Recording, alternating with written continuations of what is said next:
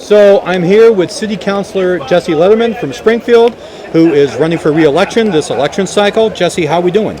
Mike, I'm doing well. It's great to be here. Seems the rain is not keeping anybody away from the annual picnic, so it's a great opportunity to catch up with friends, neighbors, and supporters, and obviously to support our good friend Nick Cocchi. So I know that you've been doing a lot of door-to-door meeting and greeting. What are people telling you are their concerns and their issues this election cycle? Well, one of the things that I enjoy most, not just about campaigning, but also about serving, is the opportunity to engage with residents across the city of Springfield. And we've been knocking doors for several months now, talking with residents about the work that I've done in my first term on the city council, what I hope to accomplish next if I'm fortunate enough to be reelected, and also hearing what they want to see the city accomplish. And we're hearing a couple of things. Number one is we're hearing a lot of support for the proactive approach that we've worked to bring to local government. During my first term, I've worked very hard to be accessible to residents, holding town hall meetings, handing out my cell phone number, and following up on those nuts and bolts constituent services issues. And we've also undertaken,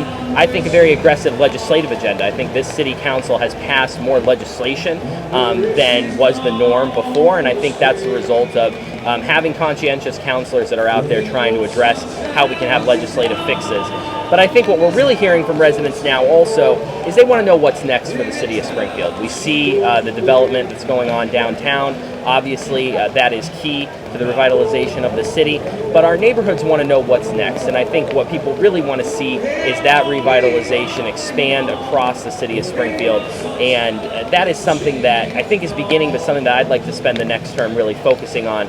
How do we revitalize our neighborhoods, and especially our neighborhood economic centers? Because I think that goes a long way to improving quality of life across our city. Well, I know the new Chief Development Officer has said that that's his goal. His goal is to not to focus on downtown, which has been the focus for the last 25 years, but to go into the neighborhoods. I live in Maple Ice Six Corners. You live over in Forest Park. You know, we take a look at our neighborhoods and what they need. And I see things like a food desert, you know, that we need to address issues that maybe people aren't thinking about but impact everyone's daily life. What do you see as some of these potential development opportunities for the city's neighborhoods? Yeah, I agree wholeheartedly with what you just said. I think when you look at the city of Springfield, especially because we're an older city, all of our neighborhoods, for the most part, are developed around their own sort of mini centers. You may talk about Maple Ice Six Corners and Mason Square. You've got the square right there. Forest Park has the X, and so on and so forth across the city of Springfield.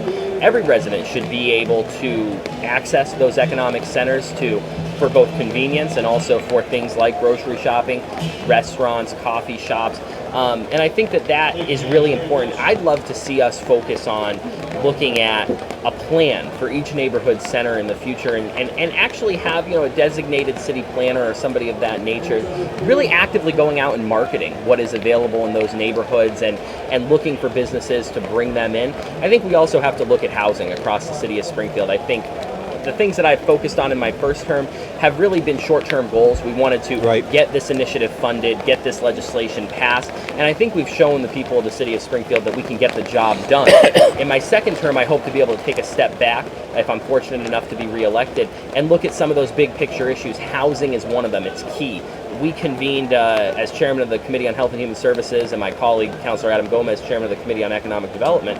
We convened the first hearing on housing in Springfield in many years, and we had a very broad group of individuals, residents, and organizations come in and give us testimony on what the state of housing is in the city of Springfield, whether that is market rate development, affordable housing, home ownership opportunities, and we got a lot of great information. But one of the things that we know very clearly is we have a lot of housing stock across the city that needs to be renovated.